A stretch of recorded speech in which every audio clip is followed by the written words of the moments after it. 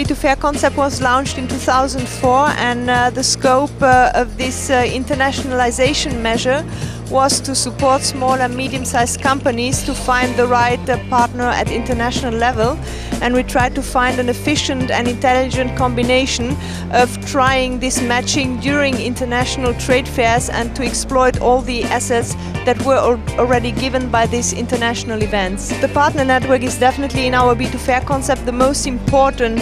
pillar of the success of our concept, because the more events we organize all over the world, the more professional partner organizations we need that can guide, assist and coach companies in participating in our events. And if we want to measure the success of the bilateral business meetings that are organized during our B2Fair matchmaking events, most of the time it's linked to the preparation of what the partner organization has done prior to the event, so that the company comes with the right preparation to exploit and optimize